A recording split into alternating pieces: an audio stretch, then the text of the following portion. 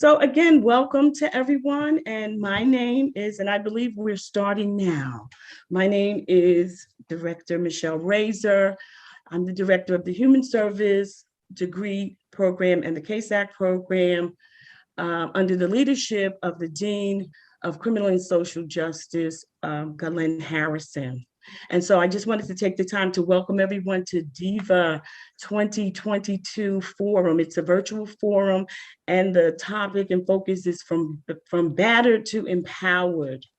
And the Diva Forums are designed to promote domestic violence awareness. Domestic violence is a major issue in the United States and around the world, and many nonprofit organizations tirelessly provide critical support. They provide services to providers, and every year there are more than 10 million men and women in the United States subjected to domestic violence, and its impact is felt very far and very wide. And according to statistics on domestic violence on the hotline and on the website, it shows that more than 1 in 3 women, 35.6%, and more than 1 in 4 men, 28.5% in the United States will experience rape, physical violence, and stalking or an intimate partner challenge in their lifetime. The National Statistics on Domestic Violence reports in their fact sheet that nearly 20 people per minute are physically abused by an intimate partner in the United States. During 1 year, this adds up to more than 10 million women and men. 1 in 4 women and 1 in 7 men have experienced several or severe physical violence by intimate partners during their lifetime. Project Sanctuary, a domestic violence and sexual assault prevention program, reports intimate partner violence accounts for 15% of violent crimes. On a typical day, there are more than 20,000 calls placed to domestic violence hotlines nationwide. And this afternoon, I am pleased to know that we don't have to go far to find out current services.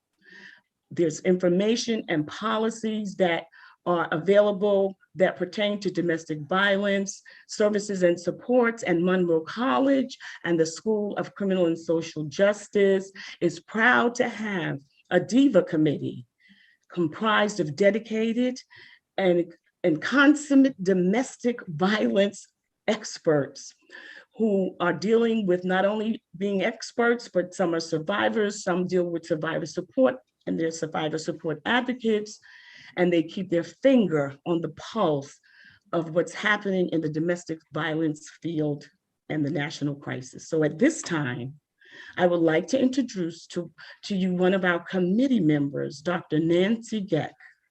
Director Geck she's the director of the Health and Human Services at the Bronx Borough President's Office, and she will take us further in the discussion forum. Thank you.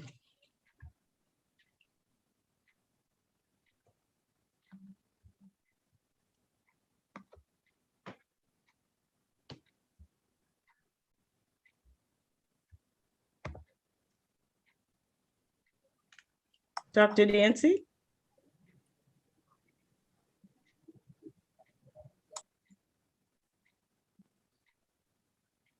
She's coming. Are you on mute? Here she is. Can't hear you. Is that better? Here you are. Okay. We were trying to avoid an echo. There we go. Thank you. It is my great pleasure and honor to be here, to have the joy of introducing someone I work incredibly closely with, an amazing woman, an amazing lawmaker, and now poised to be a very memorable and historic, amazing borough president. Only 48 hours ago, the 14th Bronx Borough President, Vanessa L. Gibson, was sworn into office. For the first time ever in the Bronx, there is a Black lawmaker, a woman, leading the executive office of local government. So now we have a female governor, a female majority in the city council, and a woman as speaker. And with women rising to determine priorities, policy, and where money goes, more voices have now been elevated to be aware and to make domestic and gender violence a priority. So we know it causes deep scars and injury, not just to survivors, but larger society, and silence has proven lethal. So now, I think, is our time. It is time to leverage this powerful new political coalition and to assess this problem through not only new lenses, but through a brand new vantage point from the top down. So what I like to say is, for best evidence of what a politician really cares about versus what they talk about, follow the money. Follow the money. From her days going back to the New York State Assembly to the New York City Council, Councilmember Gibson always supported women, children, seniors, and the LGBTQ plus community. She has been a steadfast advocate for vulnerable communities and members of our, borough in the Bronx. That is where she has invested her discretionary funding. It bears mention that amongst all of the projects that she has supported and funded, Ms. Councilwoman Gibson at that time funded many, not just one, but many domestic violence programs. Each one, in and of itself, was strategically calibrated to achieve maximum impact and benefit. There are members on this panel that have received funding for their amazing work and have been recognized as such by our office. So I can tell you, is my pleasure. Ms. Borough President Gibson now has I think an amazing command, a scholarly command of the social, environmental, economic, and health challenges of the Bronx. She has deep commitment. I am so honored to be a member of her team and to work with her to problem solve around health and well-being of residents of the Bronx. So with no further ado, I want to please allow me to introduce number 14. There we go. Thank you so much. Thank you to our amazing Director of Health and Human Services for the Office of the Bronx Borough President, Dr. Nancy Keck. And thank you, Michelle, and thank you, everyone. Welcome to Diva Talk 2022. From battered to empowered, from victims to victors. We're going to have a very important and comprehensive discussion today on gender and domestic-based violence and what we can do as a borough and a city of New York to empower our clients and their families to make sure that we reduce the horrific instances of domestic and gender-based violence that continues to happen in the Bronx and beyond. I am thankful for the incredible partners. I want to recognize the steering committee members. I want to thank Monroe College School of Criminal and Social Justice, the Office of the Bronx Borough President, in addition to Dr. Nancy Keck. I want to recognize our amazing Director of Community Services, Ms. Tracy McDermott, as well as our Deputy Borough President, the Honorable Janet Figueroa, and the entire team that works on these issues around the clock. Certainly, we want to recognize our partners at Montefiore Health System Violence Intervention Program, VIP, Safe Horizon, Einstein Hospital, and all of you. Thank you so much for joining us today. It is really important that all of you are a part of this conversation. Whether you represent a community-based organization, whether you are an advocate, you are a survivor yourself, your voice matters. And this work that we do every day is critical to the core values that we all hold, that it is our responsibility to do any and everything possible to reduce the instances of domestic and gender-based violence in the Bronx and as well as across the city of New York.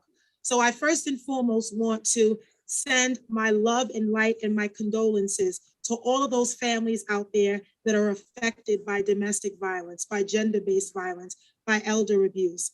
In the Bronx, in the last several weeks, we've had horrific cases of domestic violence. A few weeks ago, we had a mother and 6-year-old daughter who were fatally stabbed in their own apartment. And we had to go into the young lady's school and tell 6-year-olds that their classmate was never coming back.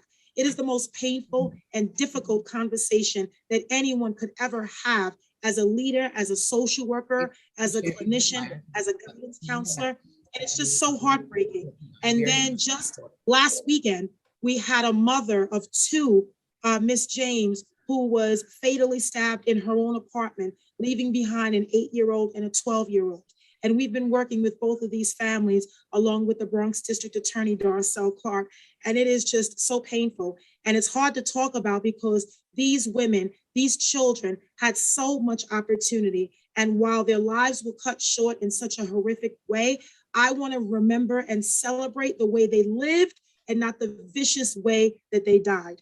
My history and my commitment of advocacy for vulnerable members of our community has always been grounded in the understanding that social determinants of health, opportunities for achievement, of education, of general wealth, of power has always been unequal. And with that inequity, there has been a deeply troubling and hidden social problem that permeates in every level of our society. This is a high priority for us as a health agenda. Weeks into our administration, we launched the Domestic and Gender-Based Violence Advisory Council. Many of you are members of that, and I want to thank you for that. And this council is composed of over 40 different organizations, government agencies, and advocates that work on domestic and gender-based violence every single day. And the main objective of this council, identifying trends, making recommendations, strategic ways to address the needs of our survivors and families, connecting clients and services, informing, sharing, developing domestic violence resources. We want to build a cohesive community in the Bronx. And with this council, by sharing all of our public outreach efforts, promotion, education, and all of our events to truly maximize the resources and create deeper partnerships in our DV space. I want to thank everyone in the Diva Steering Committee for organizing today's event. I want to thank you for raising public awareness of this issue and also for supporting the initiatives under this office and the newly established Bronx Domestic and Gender-Based Violence Advisory Council. As leaders and advocates in this field, we value your perspective, your insight, your intellect, your experience, your words, and all of the things you've done for many, many years. Everyone, I always say, you are not new to this work, but you are true to this work. And with your continued support, we aim to improve the safety and the quality of life for all Bronx residents. And we will continue to develop ways to better serve clients, survivors, so that there's a pathway to victory and recovery, and people don't feel like their circumstance determines their future. Domestic violence is an epidemic, just like gun violence, and it affects everyone, no matter how old you are, your economic status, your orientation, your gender, your race, your religion, or your nationality. And the goal of this council is to truly bring all of these demographic groups together to combat the hidden social problem of this particular issue. And as Nancy has said, you know, during my time in the city council, I was a champion of DOVE funding, getting all of you organizations money and sufficient resources, Urban Justice Center, Day One, Bronx Legal Services, VIP, Safe Horizon, Urban Resource Institute, Sanctuary for Families, Safe Scan Harbor, Setinyetu for African Women, Her Justice, Northern Manhattan Coalition for Immigrant Rights. We work with so many, Bronx, BIP, the Immigration Partnership. And through my tenure in the city council, the DOVE initiative is well over $2 million. And I hope that this new city council, led by a woman, Adrienne Adams, a majority-led city council that has been led by women, will make sure that the DOVE funding not only continues, but is enhanced. Because we know during the pandemic, many of you were out there doing home visits and telehealth and so much on the ground. We know that the numbers are even greater now, but we also know there are a lot of cases that are not documented. I also want to recognize that in every single precinct in this city, all 77 and PSAs, we have social workers that are provided by Safe Horizon in all of our NYPD precincts. So it's really important that we share this information.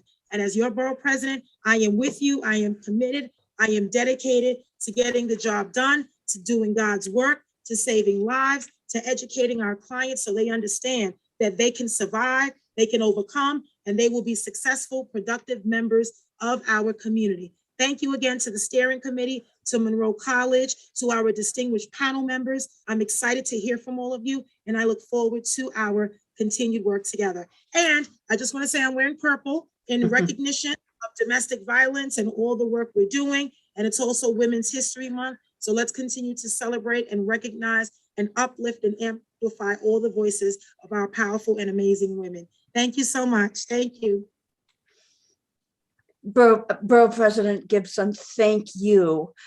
It is an honor to work with you, your support, your incredible knowledge, and your career, the commitment you've made for years. It's a feeling of partnership that's just glorious, and glorious for the women, the children, and the men of New York City and of the borough of the Bronx.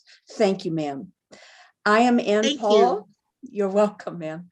I am Ann Paul. I am an adjunct professor at Monroe College in the School of Criminal and Social Justice. Hi, I'm part of the Diva Steering Committee, and it's my pleasure to introduce our panel today. I'm going to go first. I'm going to talk about history and the history of domestic violence and organizing and activism and statistics. Then we're going to hear from my beloved colleague, Melissa Cebollero, on the history of Diva. And Melissa will tell you a little about herself, but I will tell you she is a great part of the civic life of the Bronx. Formerly, she was with the borough president's office, originated Diva, and is now leading Montefiore Health Center. Following Melissa, we'll hear from Maureen Curtis, another beloved friend and colleague who is a treasure for this whole country in leading the United States, really, and certainly New York City, on domestic violence as a criminal justice issue. And finally, our panelists will be my dear friend and beloved colleague, Margarita Guzman, director of VIP Violence Intervention Program, New York, and one of the country's very first Latinx domestic violence program. So that's who we are. Now, my topic, history. We can go back to ancient times. There was ancient Roman law on domestic violence, stipulating that a husband could beat his wife with a rod no larger than his thumb, the rule of thumb. And that rule of thumb is quoted in British law and in American law. So in history, in scripture, in ancient Greek drama, we see the issues of domestic violence as core to the human experience. Let me mention next the great abolitionist, the great African-American abolitionist, Frederick Douglass, born in slavery in 1817 or 1818, and who died in 1895. And on the morning of the day he died, Frederick Douglass attended a women's rights meeting. Douglass was the only African-American man who attended America's first meeting on women's rights at Seneca Falls, New York in 1848. At an exhibit on Douglass at the New York Historical Society some years ago, I saw a copy of the abolitionist newspaper, the North Star. It was in publication in the 1840s to early 1850s. And on the front page, I saw an article entitled "Wife Torture" and the abuse of women, and the abuse of women in marriage was a core topic of the enlightened people fighting against slavery in the middle of the 19th century. Frederick Douglass said that it is a great injustice to maim or to repudiate one half of the moral and intellectual power for the government of the world. And that is a core guidance, I think, to develop our point of view now and forever. A couple other key dates. In 1871, the states of Alabama and Massachusetts made wife beating illegal. But in 1910, the United States Supreme Court ruled against the prosecution of husbands for assault, on the argument that it would, if husbands could be prosecuted for assault, it would open up the court to endless disputes between husbands and wives. Forward now to the 1970s, and the 50s and the 60s and 70s, we had the great imperative of the American Civil Rights Movement in all of its achievements and some of its conflicts and challenges. We had a powerful anti-Vietnam War movement. Women were active in this great movement and became more and more aware of statistics that affected women. Now, the Civil Rights Movement came after the century-long movement to get votes for women, which were achieved in America back in 1920. A couple landmarks. In 1978, the United States prosecuted for the first time a case of marital rape. Prior to that prior to that time in history, there was no concept that a husband could rape a wife, that a married spouse could rape a married spouse, under the argument that a husband had a right to the body of a wife, a spouse had the right to the body of another spouse. And in studying women's issues and the issues of slavery, there is endless ways that one kind of oppression influences the other kinds of oppression, that they intermingle in tragic and intense ways. Back to the 70s, 1970s now, it became really important to look at basic information that we had, to which we had had access for years. But if we really thought about women's rights, looking at that information made a big difference for the first time in a long time. We looked at basic health and basic criminal justice information. The Uniform Crime Report of the FBI commenced in 1930, year after year, allows us important information on crime reported to the police. All the police stations in the country give their monthly statistics to their central office, and then the city and the state reports to the FBI. So when we look at women's vulnerability to crime from this impressive amount of data, the world leader in criminal justice data, we see that the most violent place for women, the place where women are most likely to be victimized, is their homes. Now, health data, another American masterpiece in achievement in the 19th and the 20th century. Let me take you to the year 1985.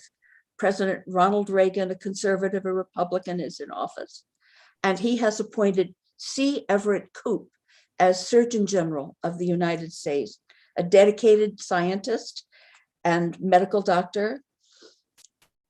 Dr. Koop announces findings indicating that the greatest source of injury to American women is domestic violence, greater than the statistics for rape, mugging, and car accidents combined are the statistics on injury to women from domestic violence.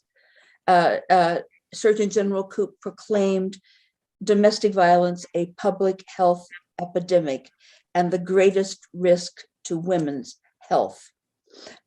Further, a majority of the homicides of women are in the context of domestic violence, and data showed that a majority of those women had reached out for help, services, or treatment to their emergency rooms and to their police departments. 1994, the United States passes the Violence Against Women Act, which provides funding, an office within the Department of Justice, and new laws having to do with guns and trafficking, and reinforces the country's criminal justice complex to act on domestic violence. And a couple of striking statistics.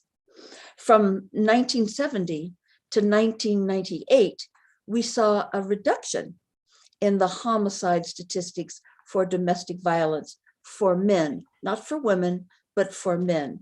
And the most reasonable hypothesis, I think, and I think everyone has agreed who studied it, the reason there was this decrease in the homicide of men in the context of domestic violence was because the country developed so many programs, shelters for women, non-residential services for women, many networks of services, hotlines. And the hypothesis is that rather than kill batterers, domestic violence victims used services, went to shelters. Now here's another kind of gut punch statistics. From 2000 to 2020, Department of Justice statistics show that there is no reduction in the homicides from domestic violence. They remain steady in our city, in our borough, in the United States for those years, 20 years from 2000 to 2020. Why? We have a great deal of new organizing on domestic violence programs in every county in the United States, and new law since 1970 in every state in the Union. Why? Why have we not been more successful in reducing homicide? Well, our programs have achieved a lot, but there are challenges. And I think perhaps the strongest voice in helping us look at these challenges comes from women of color organizing within the domestic violence sector. A chief criticism from that community, women of color within the domestic violence field, is that the battered women's movement has dealt with sexism, but not with racism and not with classism, the prejudice toward the poor. The concept of silos is mentioned. Now, a silo originally is a tower or a pit used on a farm to store grain. But in terms of systems, silos are departments or systems or initiatives that operate in isolation from other systems. A beloved colleague of mine, Doreen Lassane, who is also an adjunct professor at Monroe College, stated to me only this morning, domestic violence is not professional, it's personal. It's real for that person. And I want to quote from a women of color task force in the domestic violence sector, quote, "Limited choices or measures which we are forced to accept do not meet our needs and leave us, our families, and our communities broken and in pain." Our thrust, this community states, must be empowerment and advocacy based on empowerment, advocacy based on supporting the resilience and the strengths of survivors as individuals and developing resources to support the resilience of survivors in our communities, to deal with specific complexities and burdens within our communities. Only recently, an advocate brought up to me a conflict in which, on an order of protection, a victims of domestic violence address appeared, thereby making her whereabouts known to the person who had abused her. There are difficult questions, new ones, with bail reform, an important movement for justice that may expose battered women to recurring domestic violence. What we can support entirely and through is advocacy, is working with individual women or men who are victims of domestic violence from the point of view of their personal truth and reality and what will be helpful for them. So it's my pleasure to introduce Ms. Melissa Cebollero of Montefiore Hospital, the director of community and outreach, and the founder of the Diva Initiative. Melissa? Thank you, Anne. Thank you very much. And thank you to everyone that's viewing. I think your most recent point on advocacy is a great segue to what I'm going to be talking about with my Bronx Diva Initiative past and present proud sweatshirt here. The Diva Campaign, which stands for Domestic Violence Awareness, the I is small, started 20 years ago this year, which is remarkable. We wanted to address domestic violence in a respectable way, in an impactful way, but not in such a, quite frankly, a heavy and depressing way. Going back 2 decades, DV was really still something that wasn't readily spoken about. It was sort of a hidden crime. It happened within the intimacy of someone's home and relationship, and it somewhat stayed in that environment. And there wasn't really a huge public awareness about it. And so going into the borough president's office, understanding the great responsibility that we had as elected officials leading the borough of 1.4 million people, we wanted to address the issue, and Diva was born. And we decided that we wanted to shed some light on something that was dark in a positive way. So the first initiative that was worked on was called Diva Spa. I've spoken about this in the past, so apologies if this is repetitive, but Diva Spa essentially transformed the Veterans Memorial Hall in the Bronx Borough Courthouse into a fully functioning day spa. The concept around this was an attempt to enlighten and uplift someone's spirit through a free spa service. So whether it was a facial, a manicure, a pedicure, a haircut, a makeup application, a massage, we wanted to draw the community in on a very positive note, uplift their spirits, all while raising awareness on domestic violence. So any space where we hosted a Diva Spa, we co-located services. Every single event that Diva has had always includes the presence of counselors, of domestic violence responders, law enforcement. We create a very safe space. We've always identified a private and enclosed space should someone want to speak to someone on site at the moment.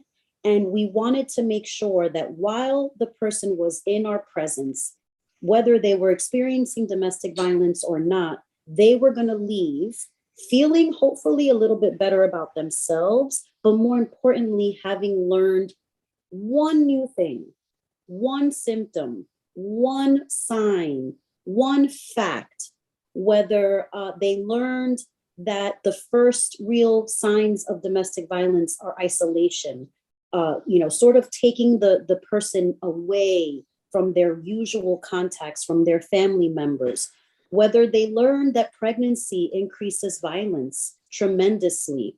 The goal was to talk about this crime in a very truthful and upfront manner and sort of put it in people's faces where they could no longer sort of hide it and keep it, as this hidden dark secret. Soon thereafter, our work continued and Diva Talk was birthed. It started at Hostos Community College. We had a really fabulous partnership with the college and university.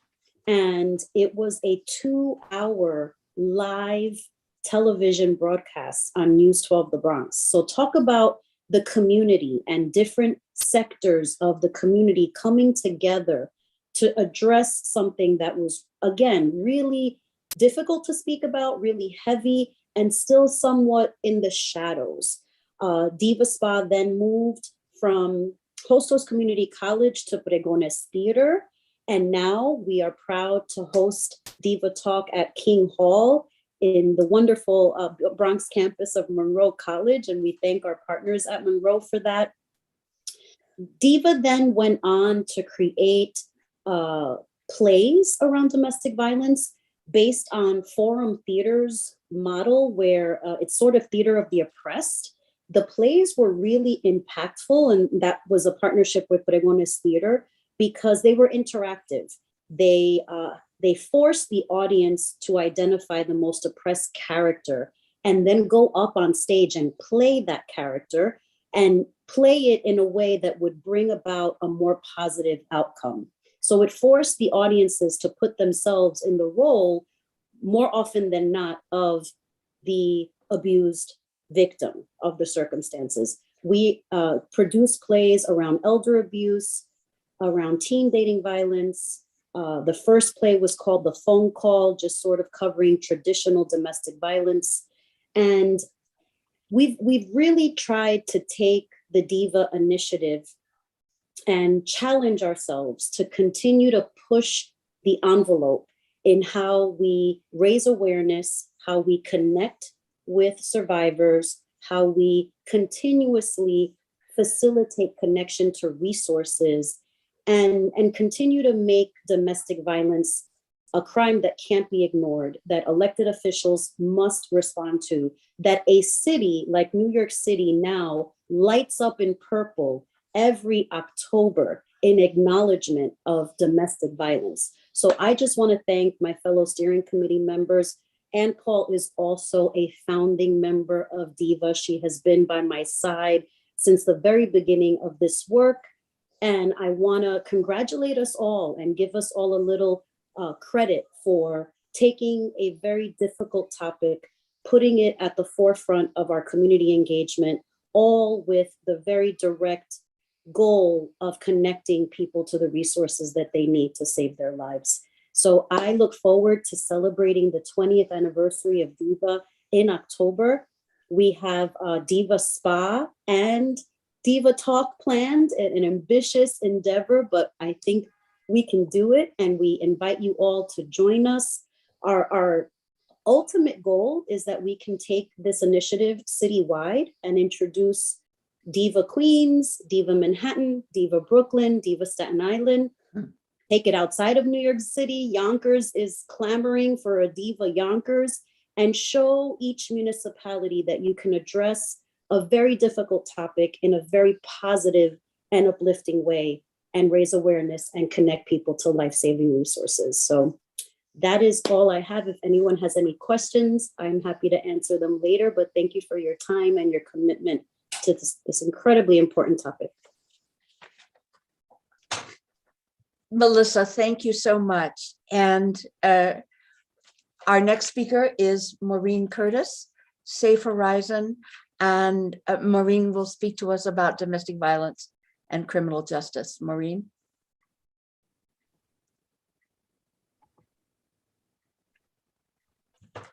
Thank you, Anne. Good afternoon, everybody, and thank you for inviting me to speak here. I am so proud to be part of the Diva committee and to be part of this work for so many years, and to be part of this panel with my esteemed colleagues.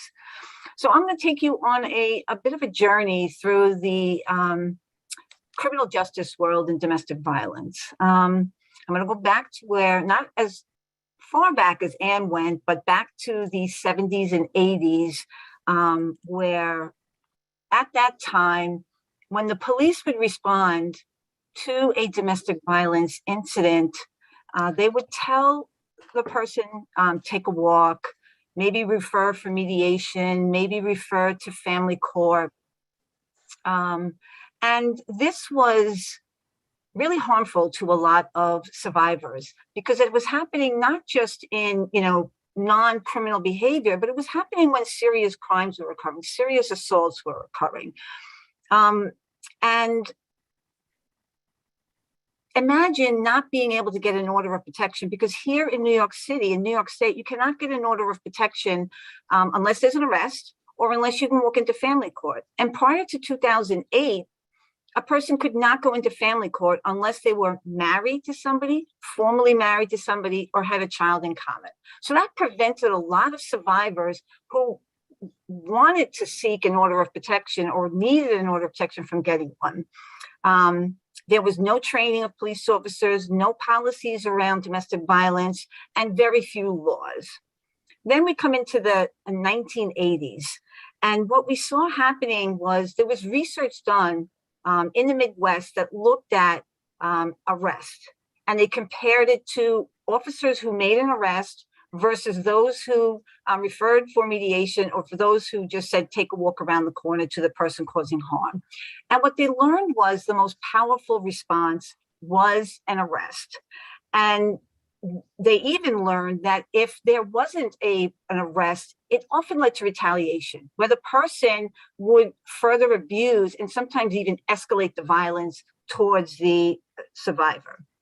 What also happened in the 1980s were there were lawsuits that were brought by survivors who were injured because of poor police response, or sadly, family members of those who were killed by an intimate partner. And two famous lawsuits was the Tracy Thurman case. You might have heard of it. They made a documentary and they actually made a movie about it. She lived in Torrington, Connecticut. And because of the poor police response, she was maimed and is paralyzed on one side of her because the police failed to arrest, even though she had an order of protection, and even though he was extremely violent, even when the police were on the scene.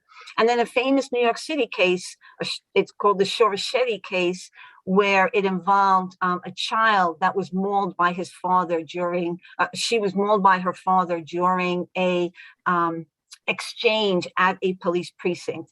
And similarly, the police did not take this seriously and did not respond, even though the mom was telling the police that her child was at risk. So this led to these lawsuits and research led to state-funded domestic violence shelters, as Anne mentioned earlier. And this is happening in the late 70s, early 80s. It led to civil legal remedies, orders of protection, pro-arrest and mandatory arrest across the country. It also led to specialized domestic violence units and prosecution units, teams that started in the 1970s. It also led to training of police officers and the creation of policies and changing of practices. And this is critical because, what really happened in the Torrington case was the town of Torrington was sued by Tracy Torrington, and she won $1.4 million at the time. And that, this is in the early 80s. That was a lot of money back then. And her attorneys sued not just the Torrington, Connecticut, but they were going to sue the individual officers who had responded to the scene. And what prevented the lawsuit against the individual officers was the officers were not trained and they were not told any policy that they should be following. Now, of course, you shouldn't need to follow a policy to know how to protect somebody when you're on the scene, but they weren't sued individually. So this led to training and creation of policies across the country. My old supervisor, who was a retired sergeant, who was, way ahead of everything happening in the country and in New York City, he actually went across the country training police departments and helping district attorneys' offices and police departments create policy. There are also new criminal penalties for domestic violence.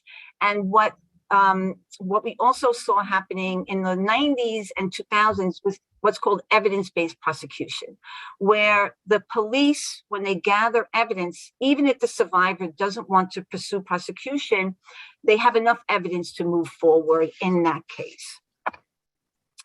The other thing that happened early on here in New York City was in 1984, a program was created called the Domestic Violence Police Program. This was a partnership between Safe Horizon, then we were known as Victim Services, that partnered advocates to work side by side with police officers. I actually was an advocate in the 5-2 precinct, a precinct here in the Bronx, started my career back in 1987. And having advocates work side by side with police officers, we started in 3 precincts and then expanded into about 26 police precincts citywide. We responded to those who had filed police reports. If somebody wanted to talk to us about what relief they could seek through the police department without even filing a police report, they could speak with us and we would help them make educated, informed decisions. We did home visits with police officers and we trained police officers. There were also batterer intervention programs that started where these were set up across the country for men who were referred through the courts for educational purposes. And they were accountability programs. So they were not trauma informed and they were not providing services for other services for victims of domestic violence. So if the men, needed help with finding a job or housing, it wasn't a service that they provided. And they found in various studies done in the 2000s that these programs were not successful. They did not reduce violence in the home, and they did not keep women safe. And I'm going to talk a little bit about a change that's happened in those programs. And then, as Anne's mentioned, major year in our country was in 1994 when the Violence Against Women Act was passed, because this not only created laws protecting survivors of domestic violence, it also put money into services for survivors of domestic violence. And it was the first time that the federal government created not just laws, but put money, because it's easy to create a law, but then to enforce it, you need money to be able to enforce it. What also happened here in New York City in 1994 under Mayor Giuliani was, and this was to fight crime here in New York City, he created strategies. And strategy number 4 was called Breaking the Silence. And that was addressing domestic violence in New York City. That created domestic violence units, as Borough President Gibson mentioned earlier, in all police precincts and PSAs citywide. It assigned investigators to the precinct detective units, and it put advocates in hospitals because they saw that connection between the hospital where somebody may turn to if they're injured and not turning to the police. Sadly, we were really disappointed because we're 10 years into our domestic violence police program where we had advocates. It did not expand the domestic violence police program into every police precinct. What also happened in 1994 was the creation of the Domestic Incident Report, which is a separate report than the report that Anne mentioned, where officers responding to any domestic violence incident, even if a crime has not been committed, even if a violation has not been committed, are required to take a police report to document what happens. And this gives validity to that survivor that the police are taking this seriously. And it also shows a pattern where maybe there isn't a crime occurring, but we know that domestic violence is more than a one-time incident. It's ongoing incidents, oftentimes of non-criminal behavior that could escalate into criminal behavior. We also saw special projects. One that I'd just like to mention, in 1995, in the 2-4 precinct, which was a domestic violence police program precinct, where they assigned, they put security systems into survivors' homes, and they enhanced the police response. And the goal around this was, under Giuliani, he said, why are we having survivors needing to leave their home? We should protect them in their home and take the person causing harm out of the home. This program went citywide several years later, and it's in the process now under the HRA, and it's now going out to local community-based organizations to provide these services. The other thing that I think is important to notice is, over the years, the police recognize and prosecutors recognize that they can't do it alone, that they need to work side by side with advocates to ensure that there's a holistic approach and a holistic response. And then just to mention what Anne mentioned, stats from 1976 to 2005. There were in 1976, there were 1,298 men killed. This is across the country.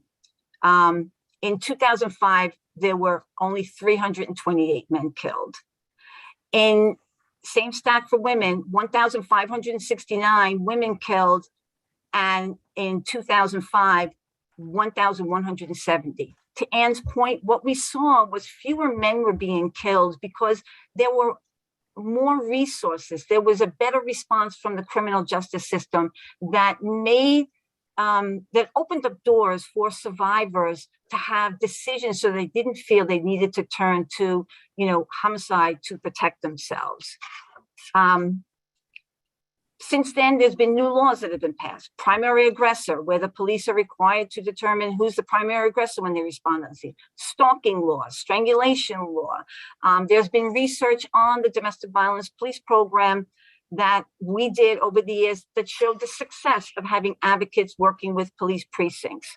And then most recently, the NYPD has grown the domestic violence units. There is now an advocate in every single police precinct who follows up with victims of domestic violence, as well as following up with other victims of crime.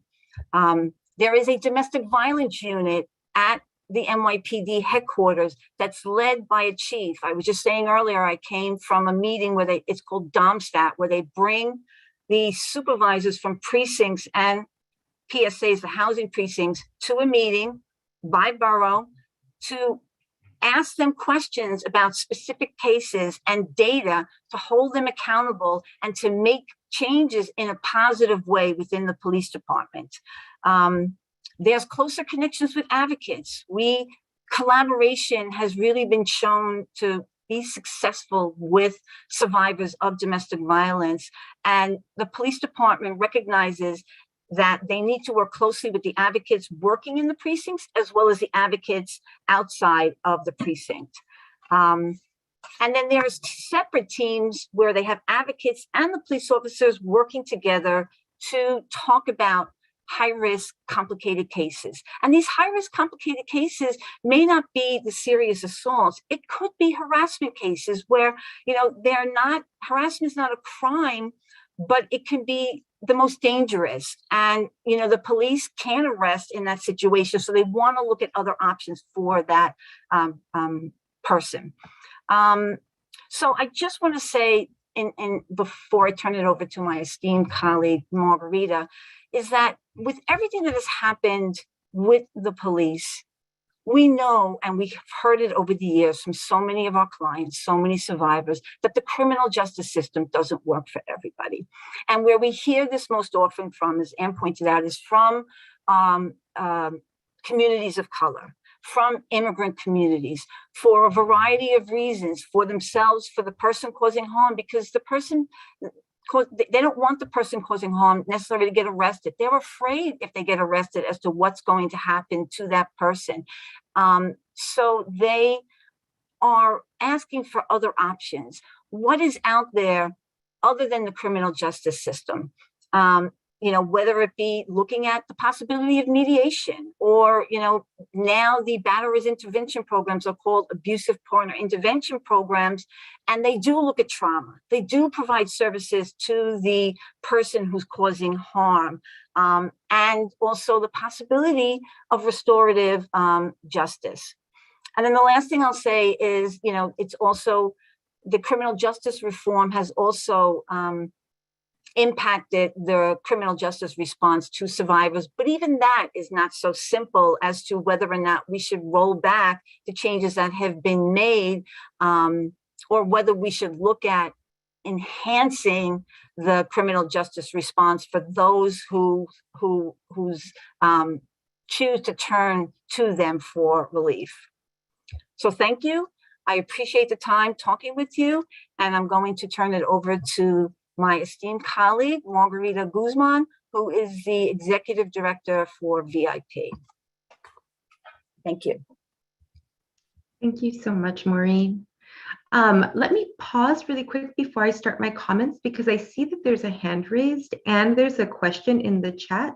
Director Razor, would you like to wait until the end for questions, or shall we address some of them now? What is your preference? Oh, we were going to wait till the end, so we'll wait till the end. Okay, thank you. Great. So just so folks know, we see your questions and we're going to get to them. And I'll be sure not to hog up too much time so that we can get to your questions, so we have plenty of time to address them all. Thank you so much to Monroe College for hosting this event, to Dean Harrison, Director Racer, all my fellow panelists, including Professor Paul. Maureen and Melissa are always incredible to share space with, and Borough President Vanessa Gibson always kicks off any meeting with the most inspiring of remarks. So I feel a lot of gratitude to her team and to her for the leadership that she brings. And mostly, I really want to thank all of you for dedicating some time to have these conversations with us, not because it's the first time you've ever thought about these issues, certainly, but because it's just an opportunity to pause, think about them a little bit more in a different context, and to hopefully really kind of plant some seeds for some great ideas and projects and work that will come out of it, and hopefully some collaborations. So thank you so much for the time that you spend on this issue. When we talk about vision forward, we must first, my name's Margarita Guzman. I'm the Executive Director at the Violence Intervention Program, and we are New York City's culturally specific organization working primarily with Latina, Latino, and Latinx survivors of domestic and sexual violence, though our doors are open to everybody. Inclusivity is amongst our greatest values. And I have been tasked with talking a little bit about our vision forward, the vision forward for the movement to end violence against women and girls, and what that may look like. And when we talk about vision, I think one of the most important questions to ask is whose vision, right? Whose vision are we talking about? Whose voices are being raised in this vision, and whose needs will be centered? And I think it's important to acknowledge and to be honest about the fact that what I am offering today is one vision, one woman, one organization among the many brilliant people who bring so many unique perspectives. So I approach this part of the conversation with great humility and an understanding that there are so many fiery visions for the future that we have, and really feel very privileged to be able to share this particular vision with you. And I actually wanted to start with a quote from an incredible book that I have been reading. It's called The Right to Sex, Feminism in the 21st Century. And it's by Amiya Srinivasan, who is a professor at Oxford University.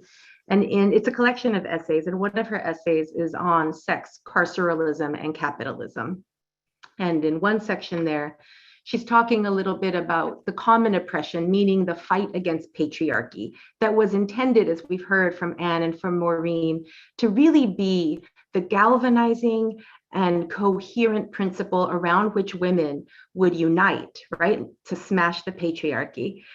Because that, I think, was the dominant theory about what was causing all of the harm against women. Like, that was the root source for it, was male domination over women, or what we call patriarchy.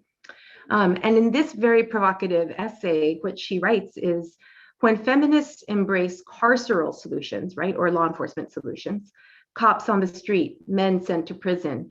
It gives cover to the governing class in its refusal to tackle the deepest causes of most crime: poverty, racial domination, borders, caste. These are also the deepest causes of women's inequality, in the sense that it is these forces and their corollaries, lack of housing, healthcare, education, childcare, decent jobs, that are responsible for the greater part of women's misery. And then she ends, a feminism focused on women's common oppression leaves untouched the forces that most immiserate most women, instead seeking gender equal admission to existing structures of inequality. And I love that paragraph, and I especially love that last sentence when it's asking, what it's really asking us is what we want is equality in gender to access these structures that are inequitable in their foundations, right? Like equal access to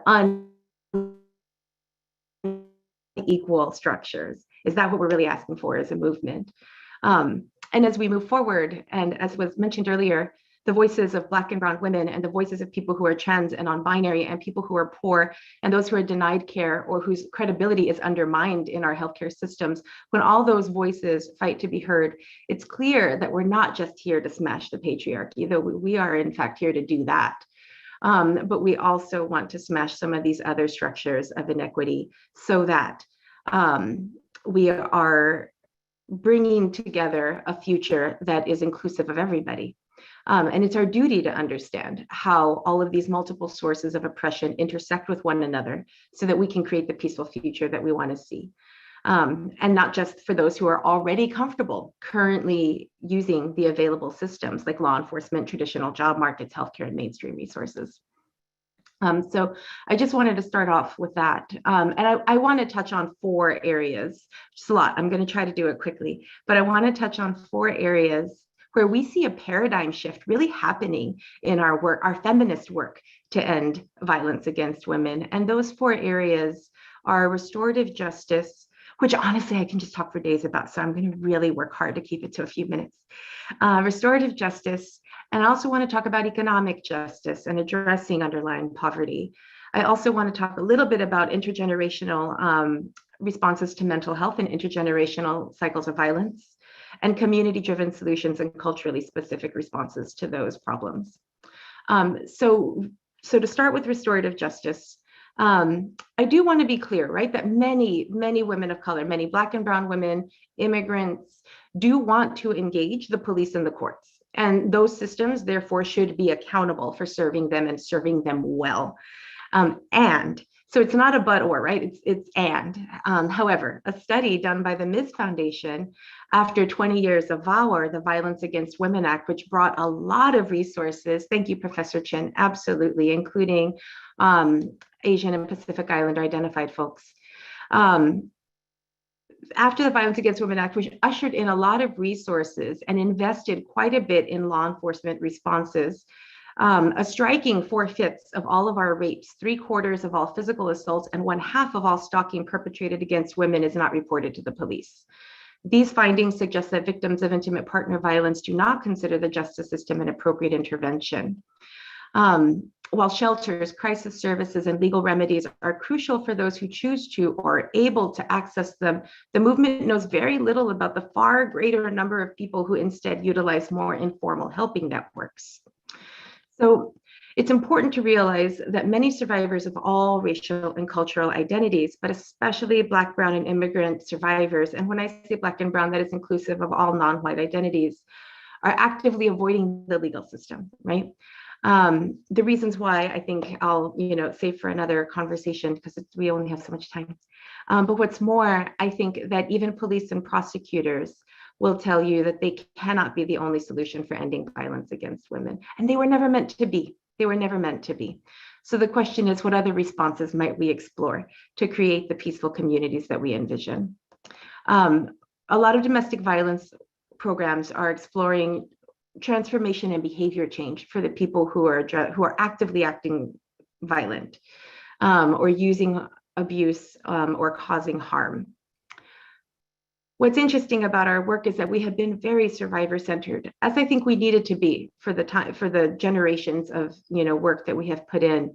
But when we don't think about how we are going to engage the person who is causing harm outside of incarceration, and quite frankly, people who are causing abuse and causing harm rarely get jail sentences unless it is the most egregious of crimes. They rarely even get arrested, as we mentioned, because people aren't reporting, and also because sometimes abuse doesn't rise to the level of a crime, even though it's very psychiatric or psychologically harmful to somebody. So there's so much abuse that falls outside of the legal system. And really quickly on restorative justice, I just want to note, restorative justice looks different in different communities, but there are some common elements amongst those programs. There's a focus on the person who was hurt and the repair that they need, the healing that they need. And it creates a space where the person who caused the harm can take accountability for themselves.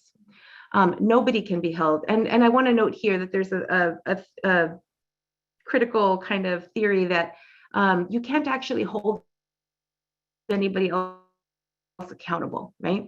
When we talk about holding people accountable, usually what we mean is punishing them or causing negative repercussions for their behaviors in hopes that they will see the light, that they will see what they're doing and be accountable to that and change their behavior.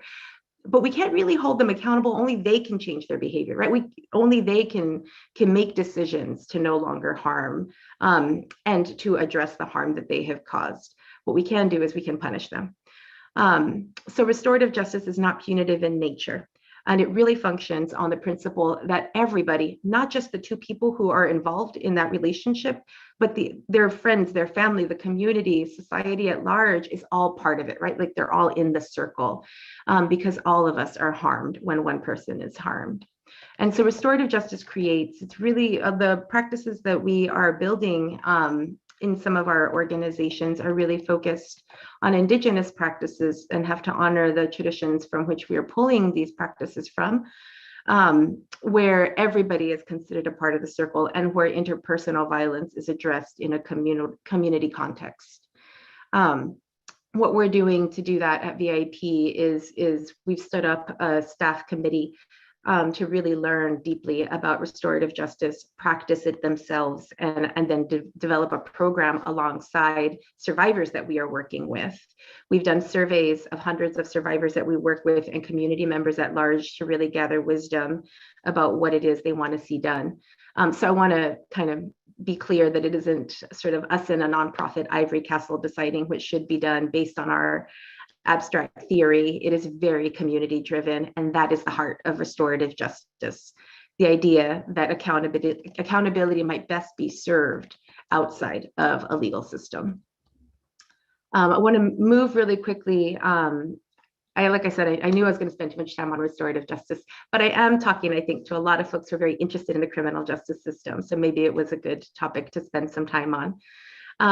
But before I close out my time, want to note a few things about economic justice, because if you were to walk into any waiting room for any nonprofit that does domestic violence, and you ask the people who are there to get services what they really need, almost ubiquitously, universally, people would tell you, I need money, right? And a safe place to be, right? Like I really need resources. And what we know is that while abuse is the most direct of the harms that needs to be addressed, it's poverty that really keeps survivors from stabilizing long-term after violence. And it is very hard, if not impossible, to deal with the trauma of abuse while you're experiencing the trauma of homelessness or not being able to pay your bills or to provide for your children. So what we've done as a movement, I think in some ways, is to invest in getting women into traditional workforce. But like Professor Srinivasan said in the opening quote that I read, getting into those structures of inequality might not actually be the best strategy moving forward. So to change that paradigm, some of what we're looking at is how we invoke what is called a solidarity economy practice, where we're really looking at ways that survivors align with solidarity economy practices such as building cooperative businesses, being able to identify small business opportunities that they do together so that they are able to maybe sell together or sell in some sort of a collective or network, so that they are building their resources, but doing it in a community which really serves the healing in a way that is unique, right? Like if isolation and alienation happens to a lot of us as survivors, then having an economic practice or a money-making practice that is networked and built on the strength of a group of survivors can really be key. And we launched our first cooperative business in 2019. I'm very excited to say that a sister organization, Sanctuary for Families, is launching another one this year. So that's very exciting. But to be able to work with survivors who as a cohort are creating their own businesses for themselves, where they're their own bosses, especially amongst immigrants who've been really exploited in the workplace, it's a really beautiful and transformative process to see. And I just wanted to note too that I'm going to drop a link in the chat for a TED Talk, because one of the, I'm moving on to intergenerational cycles of violence. One thing that we know for sure is how impactful it is for children to witness and to experience domestic violence. It's not just something we know as an anecdotal fact, right? There has been a ton of research on this, and it's called the ACEs study, or the Adverse Childhood Experiences study.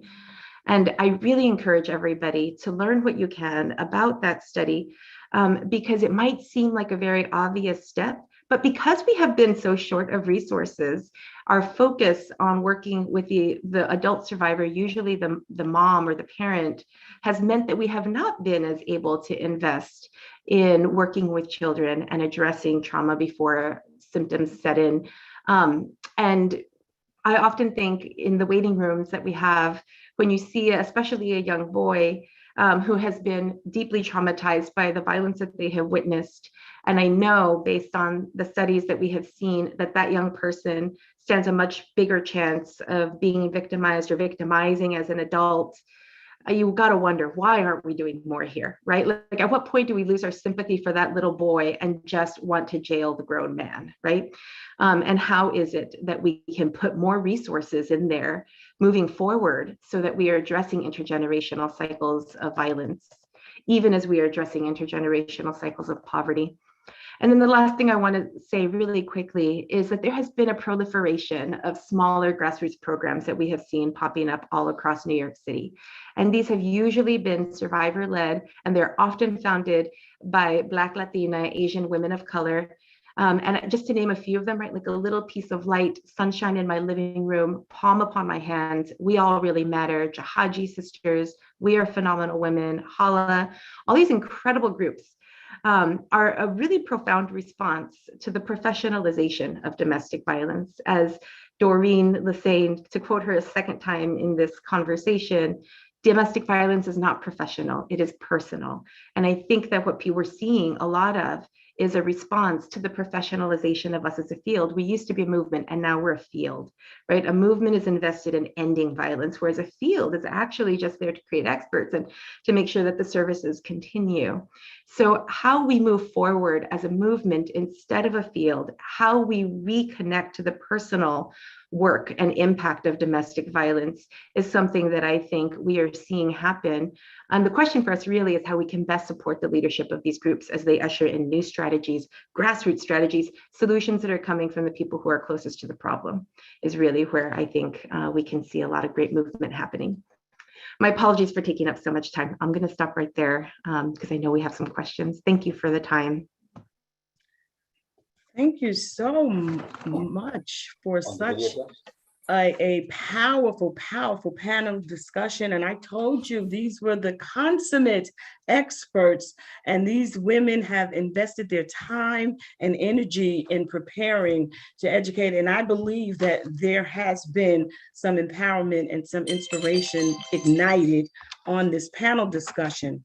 And what I want to say before we go into a couple of questions, because we don't have that much time, is that Professor Ann Paul will be available after the panel discussion. She'll stay on if there are others that would like to discuss something further, something that maybe came up for you and you want more clarification on. But I do also want to acknowledge that the community liaison, Emilia Cabrera, from the New York State Senator Louis Sepulveda, Bronx District is on. We have a CJ Major, Carmela Acosta, she mentioned earlier that she was a survivor and an up-and-coming advocate. And this is what we want. We want these types of sessions to motivate and inspire others. We also have the special counsel to President Jerome, Joy Tolliver's on. She's a former prosecutor for domestic violence. And she attested to how crucial it is to have change in policies and practices. And so just powerful things. So at this time, and I like that statement. Police and criminal justice cannot be the only solution. And so this is why these types of events are so important to empower and to get communities and individuals involved so that they can come together to be the solution, because many times we're the solution to the problem that we're speaking about. We just have to be prepared. So at this time, are there any questions that you want to type into the chat box? You can do it now. There was a hand raised. I see a hand raised on Clover. Did we address your question or comment? Clover. No, you didn't. I hope you're hearing me. We hear Yes, we hear you. Yes, I'm a professor at Monroe College, and I found it so very interesting. I teach in the School of Health. And what I wanted to ask M. Curtis, though, was that she said one of the most powerful tool was arrest. So what just run across my mind was, so what if the abuser is a police officer? Would it, Wow. yeah, it may be a little tricky there. So I was interested to know that. Good question. Curtis? Yeah, Maureen? very good question. And I just want to say that my comment about the powerful response of the arrest is, we learned that it doesn't work for everybody. So this is, historically, this is how we looked at it, and that, we thought that this was the best way. And you're right, police officers who are abusers, it is an issue in police departments across the country, including here in New York City. And the police department does have policies around, and it's even in their patrol guide as to how they are to respond when an officer is involved in an incident, no matter what the incident is, even if it doesn't reach the level of a crime. There are certain steps that the responding officer and supervisor needs to take in order to respond to that scene and provide supportive services for the survivor in that situation, because sometimes the survivor could be a police officer as well. But there's no doubt that it needs to be addressed, because police officers have guns, and we know that when there's a gun in the home, it increases the likelihood of a homicide. I think the stats have said like more than 500% higher than without a gun in the home. Okay. Thank you. Thank you. And could I ask one more question? I have to go teach. So could I just ask one more question? I'm sorry to be so selfish. It was to Miss Curtis again. You gave us a stats about men being killed, like 300 and something men being killed. And I was just wanting to know, was it because they were victims, or was it victims defending themselves against these men who were killed? Do you have any idea? Well, I can't say specifically whether or not the person was killed because the person who committed who killed that person was protecting themselves, or whether it was, but we believe, what we believe is that because of the expansion of services and the changes in the criminal justice system and how they were responding, that opened up more opportunities for survivors, so they didn't feel that they needed to turn to harming the person who was hurting them to protect themselves and protect their children. Yes, I got that. I was just a bit curious, but thank you anyhow. Thank you so much. Professor Thank you for your question. Professor Clover, before you leave, Yes. 2 comments. The most frequent reason why police officers are relieved of their guns by their department is because they commit domestic violence. Oh, wow. And a lot of studies have indicated that men who are killed in the context of domestic violence are killed by other men. It may be a lover, or it's frequently the brother, the son, the father of a woman victim of domestic violence. Oh God, that really answered my question. Good, that second one. Thank you so much. Thank you for that, the question and answer. But before we go to the next question, I just want to acknowledge the Board of Trustee member, Amelia Slowly, who's in attendance today as well. So I just wanted to make that acknowledgement. And so that kind of segues, Professor Paul, into the next question is, are there specific services for domestic violence in the LGBTQ population? New York City has been a great leader in this area. The Gay and Lesbian Anti-Violence Project, now known as the Anti-Violence Project, is just an international leader in awareness and resources in the LGBTQ plus community. So yes, they're very important workers in our field. Yeah, and because I think it's important even to just that the committee compile a list of those different services for, those populations, men and women, and the LGBTQ plus population. So we make that available, because sometimes it's, hard to really acknowledge that. And so just to know that those supports are in place, but it's just so excellent that we have these women that have put together and put their time and energy into this work, and it is proven so today, and it's excellent. And what I think is that each one of these presentations really need a workshop in and of themselves, because it is, look, these are powerful panelists, and I'm talking about the whole committee, and everyone isn't here right now, so it isn't just exclusive. It's everyone that is a part of this committee because of what they've invested in it. Are there any other questions anybody has in the chat box?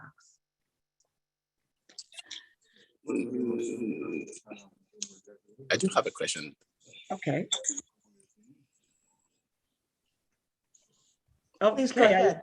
Who was that? Okay. Sam, I see two hands. That's me. Yeah. So my question goes to Maureen. You had clearly stated all the progress that has been made from the 19s up to this time on domestic violence. Domestic violence is not just a New York issue, it's a national issue, it's an international issue. I want to know if you are in partnership with any government outside New York, any state agencies, or with any international bodies in addressing these concerns, to make sure that they also learn from what has been done in New York. So I will say that our services here are here in New York City. So we provide services to all victims of crime in New York City, domestic violence, as well as other victims of crime.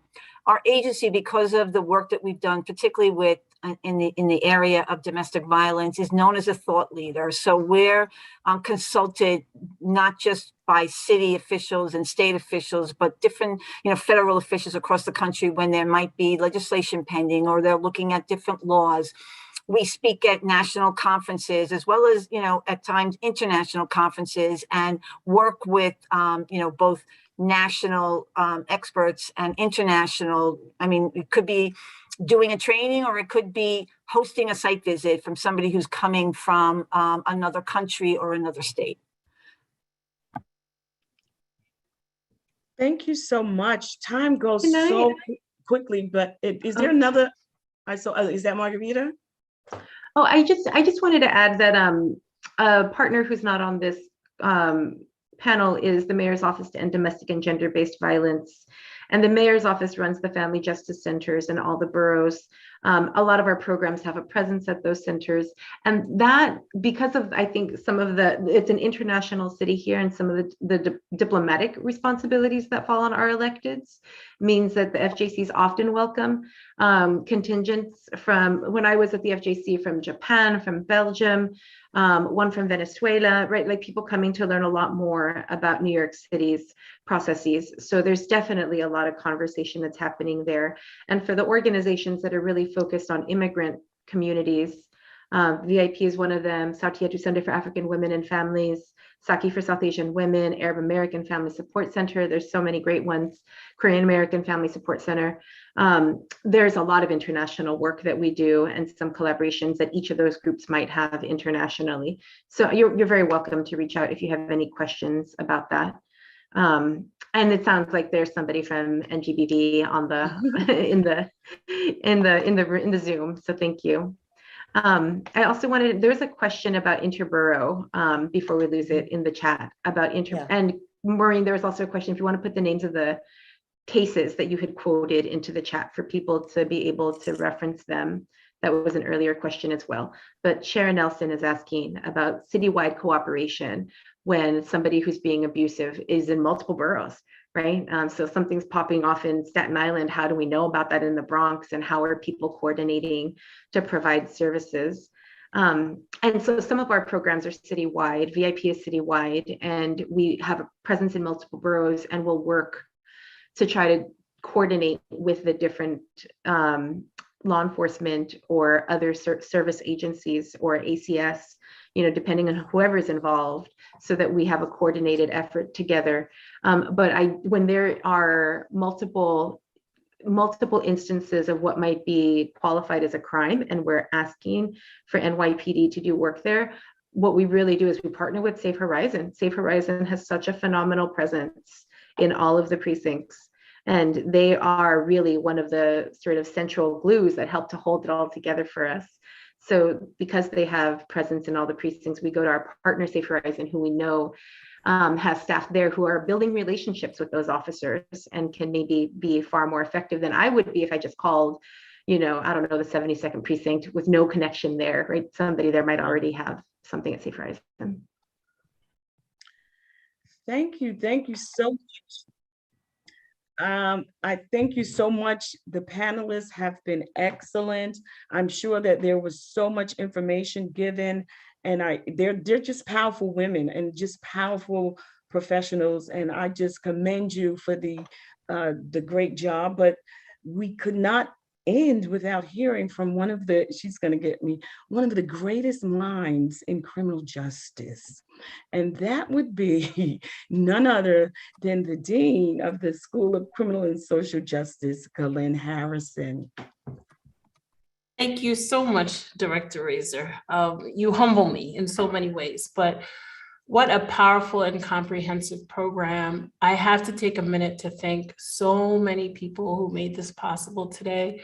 First, to everyone attending, thank you for taking a moment of your time to learn and to express some of your concerns about domestic violence. I want to offer my sincere gratitude to the members of the DIVA Steering Committee, and I have to really state everyone's name, because these ladies have worked tirelessly to continue to promote programming, to expand awareness on DV. So we begin with Professor Ann Paul, Melissa Caballero, Maureen Curtis, Margarita Guzman, Tracy McDermott, Doreen Lassane, Faye Roberts-Paul, Michelle Razor, Dr. Nancy Keck, Marlene Lopez, and Marilyn Cruz, who I now call sisters in and on purpose. Our special guest speaker, Bronx Borough President Vanessa L. Gibson, for her profound remarks and her real and true support of DV survivors and their families. We feel your support. Bronx Borough President Vanessa Gibson, and thank you.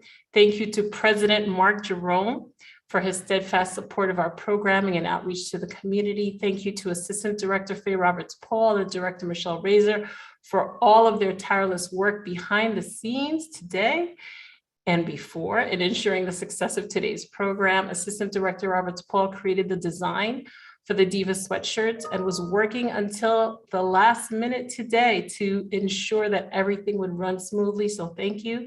Thank you to Director Paul Litchbrown, Director Jody McCullough for your efforts and support. Thank you to Professor Paul again for your vision, energy, and work on behalf of DV survivors. To Shelly Kitterman of our marketing department, you are amazing for your beautiful work on the marketing materials. To Elias Ahmed and the IT team for their late night work last night and today in ensuring the proper work of media coverage and technology for today's event.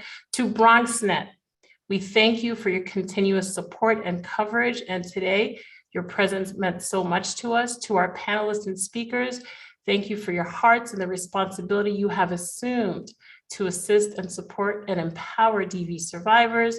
To DV survivors and your families, you represent the strength the world needs to continue to see. Thank you for demonstrating the true values of integrity and self-respect and respect for others and their experiences.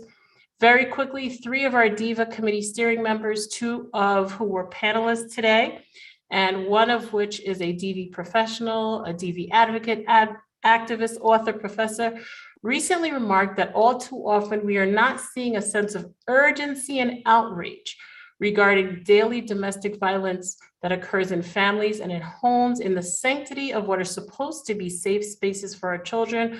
We are not outraged enough from the loss of life, the loss of sense of self, the disruption of time, the devastating trauma experienced by DV survivors and their families, which may result in PTSD and forced coping mechanisms, and the violation of body, spirit, and soul experienced by too many DV survivors from their abusers and at times from the criminal justice system.